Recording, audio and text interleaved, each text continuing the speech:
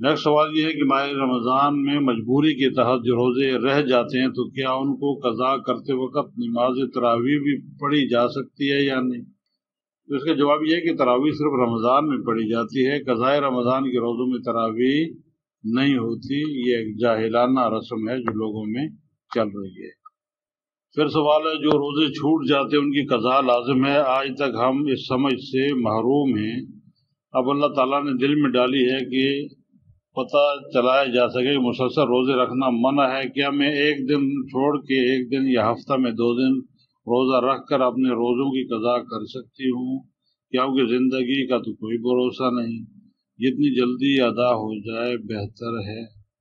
اس کا جواب یہ ہے کہ جو روزے رہ گئے ہوں ان کی قضا فرض ہے، اگر صحت اور قوت اجازت دیتی ہو تو ان کو مسلسل رکھنے میں بھی کوئی حرج نہیں ہے، بلکہ جہاں تک ممکن ہو جلد سے جلد قضا کر لینا بہتر ہے، ورنہ جس طرح سہولت ہو رکھ لیے جائیں۔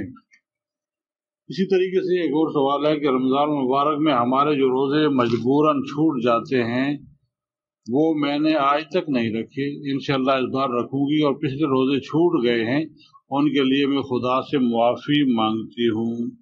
پوچھنا یہ ہے کہ پچھلے روزے جو چھوٹ گئے ہیں ان کے لیے صرف توبہ کر لینا کافی ہے یا کفارہ ادا کرنا ہوگا یا پھر وہ روزے رکھنا ہوں گے؟ مجھے تو یہ بھی یاد نہیں کہ کتنے ہوں گے۔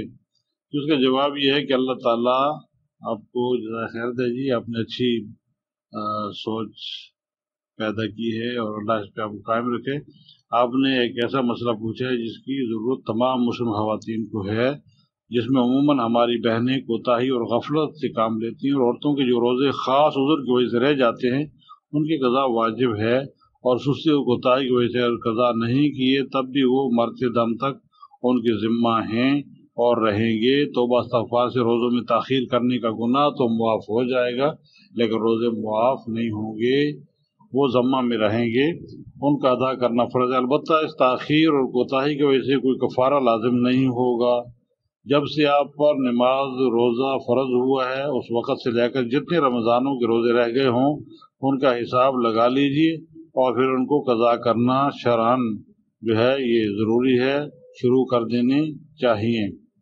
لگاتار ہی قضا کیے جائیں یہ ضروری نہیں ہے، بلکہ جب بھی موقع ملے قضا کرتی رہیں، اور نیت یوں کیا کریں کہ سب سے پہلے رمضان کا جو پہلا روزہ میرے ذمہ تھا اس کی قضا کرتی ہوں، اور اگر خدا نہ خواستہ پوری عمر میں بھی پورے نہ ہوں تو وصیت کرنا فرض ہے کہ میرے ذمہ اتنے روزے باقی ہیں، ان کا فدیہ میرے مال سے ادا کر دیا جائے۔